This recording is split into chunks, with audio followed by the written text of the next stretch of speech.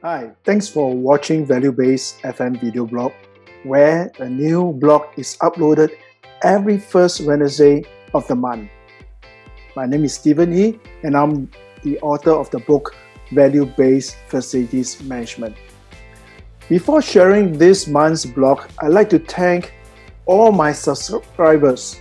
Today, I've received over 250 subscribers, and that really encouraged me to continue sharing on what matters to FM stakeholders and how FM can deliver competitive advantage to organizations.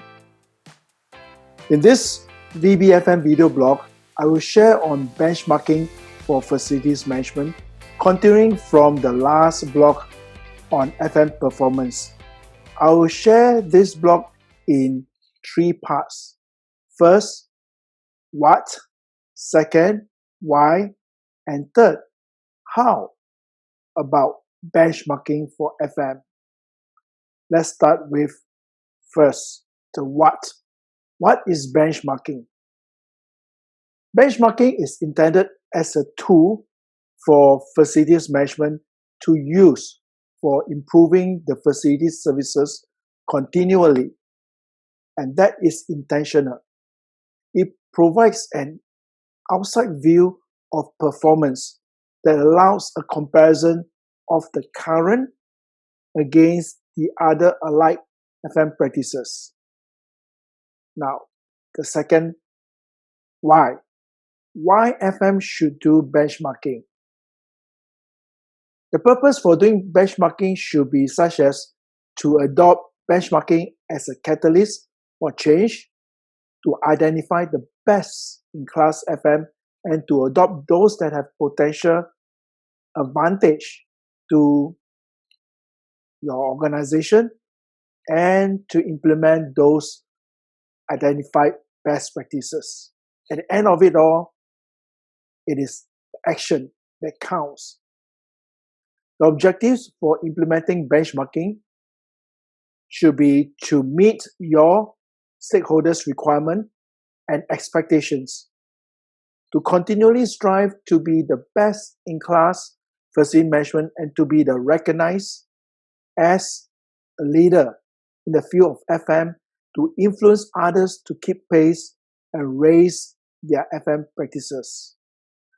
Now, thirdly, how to start doing benchmarking. I suggest start by identifying first the best practices, second, the critical success factors, and third, the performance measurement criteria.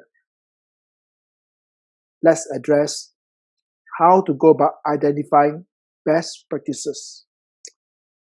And I'd like you to consider these questions to set you thinking on how to go about identifying best practices. Which are your comparable facilities that are doing much better than yours? What best practices are reasonable and practical that you can adopt? And how may those identified best practices, when adopted in your premise, can add advantage and value to your organization? Now, let's look at the critical success factor. Here are some considerations in setting FM critical success factors. You may ask yourself these questions when considering setting critical success factors, like what measures of results are important to your stakeholders, such as the management, the facilities user, so on and so forth. Ask yourself, how may your FM contribute value to your organization? Importantly, what matters to your organization?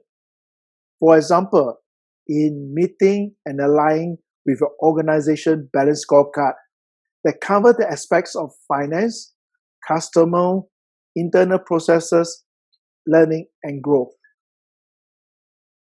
And lastly, performance measurement criteria.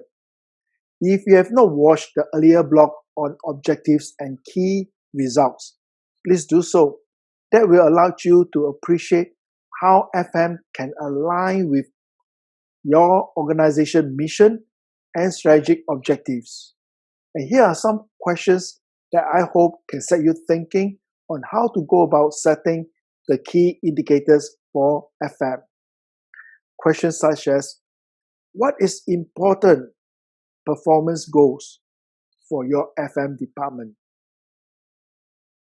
What key indicators should you use to demonstrate your FM as a value-add function to your organization? And what are the areas that other FM are outperforming yours that you can model and keep pace with them? Alright, that's conclude today intended purpose for sharing with you on an overview of what benchmarking for FM is all about. In the next blog, I will share on facilities metric as indicators that you should consider to adopt as best practices and to enable continual improvement.